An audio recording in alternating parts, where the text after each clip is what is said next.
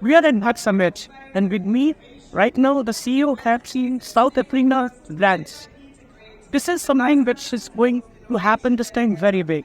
And this kind of thing would have soft diplomacy, which really help countries to make these farmer bonds.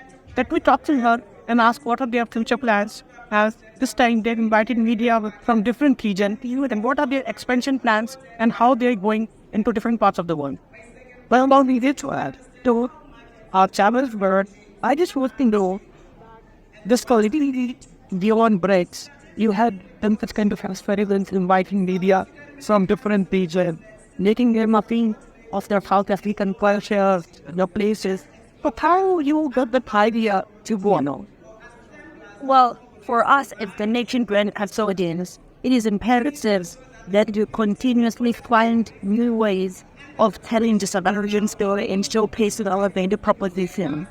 So with such initiatives such as BRICS, these big forums, we're always plan aside with it with media where we are able to invite them into our world where they can experience our culture, our people, our tourism industry, because we believe that the soft power has been very instrumental over the years in building South Africa's brand, just like it has been instrumental in building India's brand as well. You would attest to that.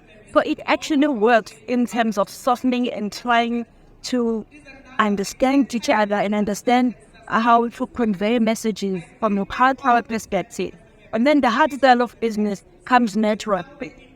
As India and South Africa share the very old relations, and not only the cultural size, but as an economy, as a operation, and with a lot of things. Because don't we take these kind of stuff, I want to see really help leaders to decide major things, and when we're talking about expansion, what are the plans of expanding it, taking it further to other Asian countries, and what do you think? Individually, how can we not think of such things?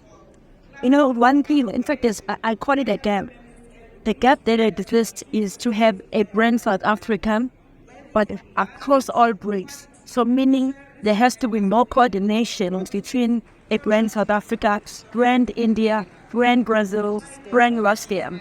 Now, once you have formed that structure, what you are doing is you are almost facilitating the storytelling of how BRICS is benefiting all of us in this consortium that we call, or rather the block that we call a BRICS block.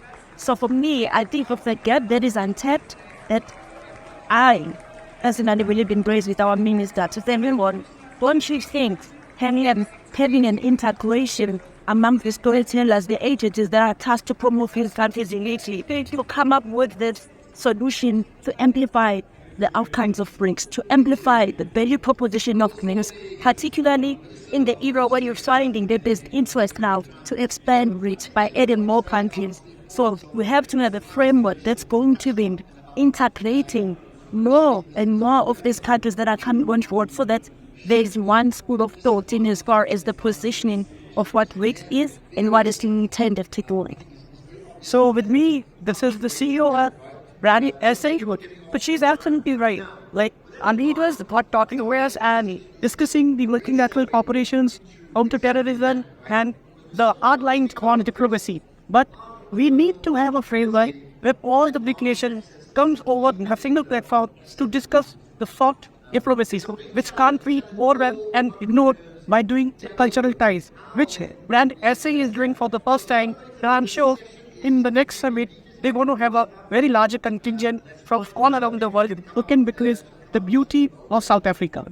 Thank you.